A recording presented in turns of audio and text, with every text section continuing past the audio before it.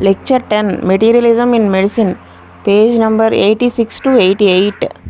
Durable melodies therefore have signs and symptoms in order to make themselves known. Their purpose is to shadow forth the disorderly condition of the vital force or interior of man, so that the physician may read it and understand its nature. This imaging force, when the human race is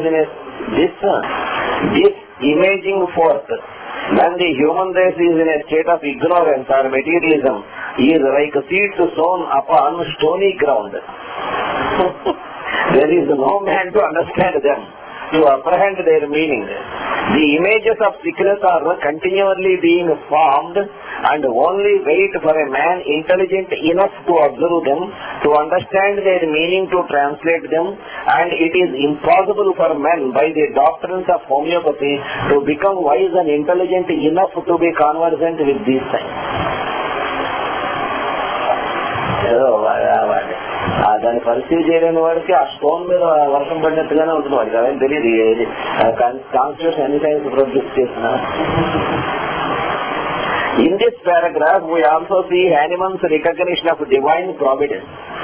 It was the very recognition of providence that enabled Hahnemann to become a man, and being directed by divine providence, enabled him to finally pursue the law. When his little ones were being hurled to death by strong drugs, the first thought of Hahnemann was that Providence had not made these little ones to be destroyed by medicine. It seemed to him inconsistent that they should be made to take this miserable stuff. In all your experiences, if you live to be very old, you will find a very poor lot of homeopaths among those who do not recognize divine order. You will find among them false science, experimentation, but never any government of principle, no thought of purpose, order or use. Hahnemann was not in the strictest sense the discoverer of the law, for Hippocrates said that disease might be caused either by opposites or similars, but Hahnemann discovered this by pure experimentation and the following out of strict order.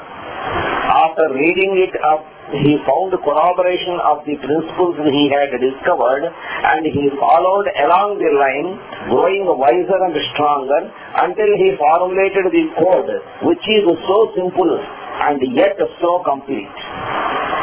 Very few are able to read the organon at first and see anything in it but words. And yet the oldest practitioner of pure homeopathy finds nothing in it to change, and the older he grows and becomes more active in work, the more he depends upon it and the more consistent it becomes.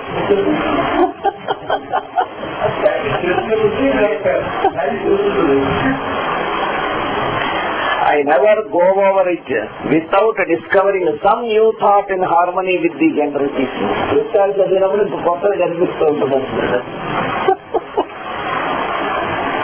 The continued study of the organon brings a deeper and deeper understanding of it, because it is true.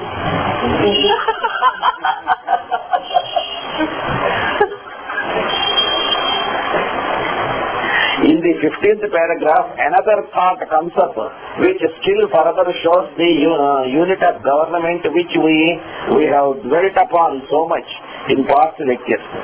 Everything that flows from a center must be considered in connection with that center. Man in his healthy state is but the result of the normal activities of a unit, and he must be considered as a unit. In other words, his healthy vital force is the result of action from a center.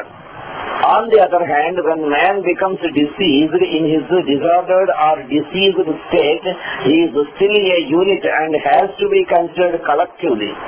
Disease time over. Healthy time lo alage collective ga ardham chestunnaru, disease time lo kuda alage ardham chestukuntunnaru.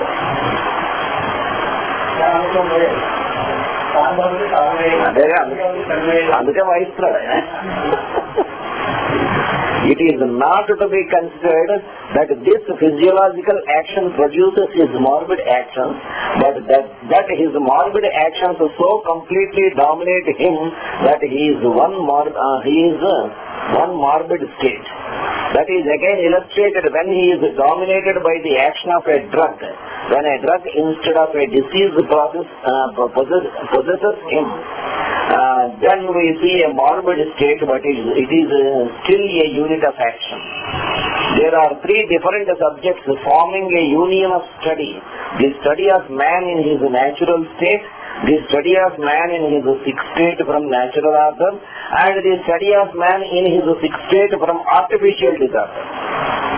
Every remedy must be studied as a unit first, and then those units may be compared. To intermingle comparative materia medica without a full knowledge of units is a mistake.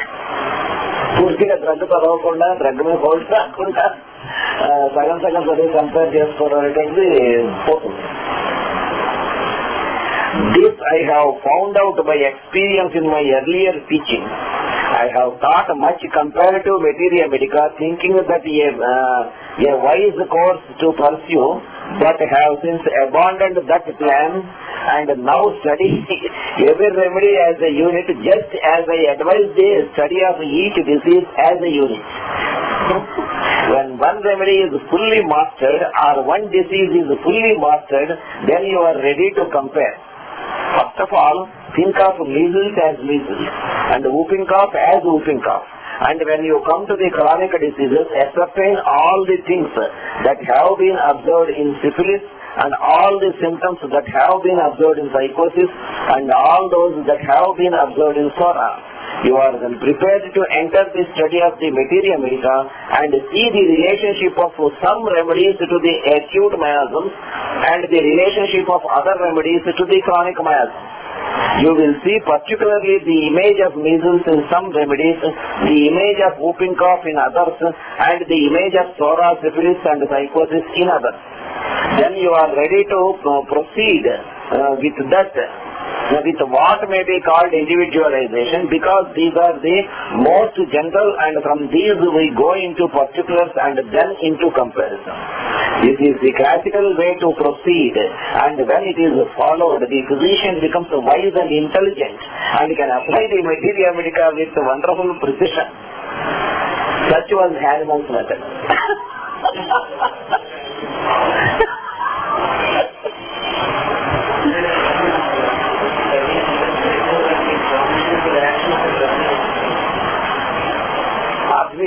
Drug